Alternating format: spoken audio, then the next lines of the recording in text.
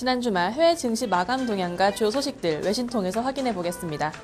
지난 금요일 뉴욕 증시는 고용 지표 호조와 재정 절벽에 대한 우려감에 혼조 양상을 보였습니다. 블룸버그 통해서 자세한 소식 확인해 보겠습니다.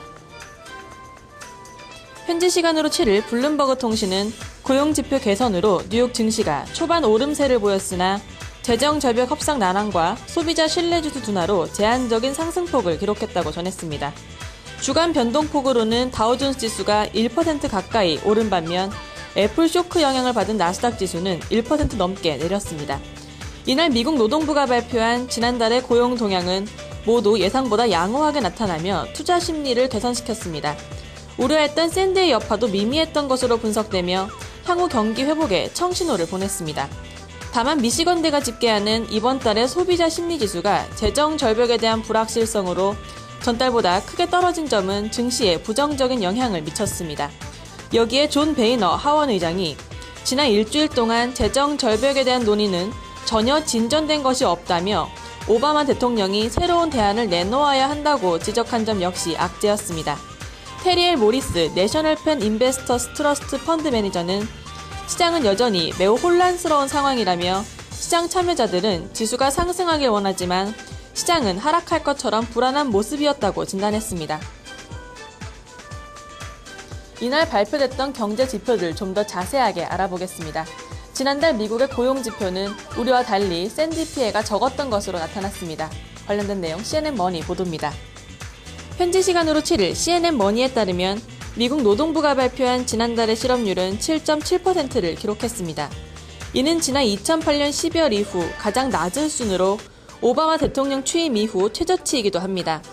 이 기간 비농업 부문 취업자 수는 전달보다 14만 6천 명 증가한 것으로 나타났습니다.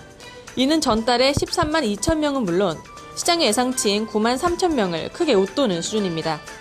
민간 부문 취업자 수도 14만 7천 명으로 집계돼 전문가의 예상치인 9만 5천 명을 크게 상회했으며 서비스업은 16만 9천 명, 소매업종은 5만 2,600명이 늘었습니다.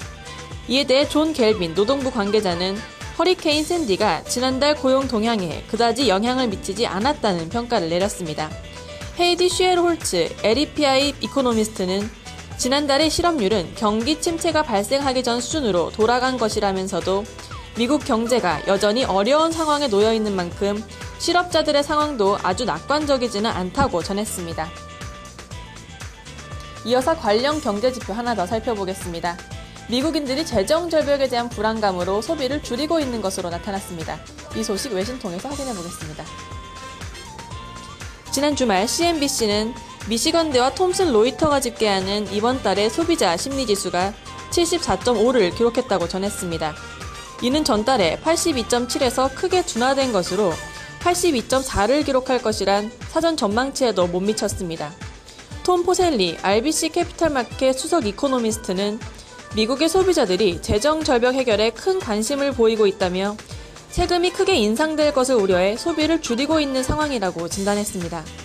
구체적으로는 현재 경제에 대한 기대지수는 89.9로 전달에 90.7에서 소폭 떨어졌으며 소비자 기대지수도 64.6으로 4달 만에 가장 낮은 순으로 내려앉았습니다.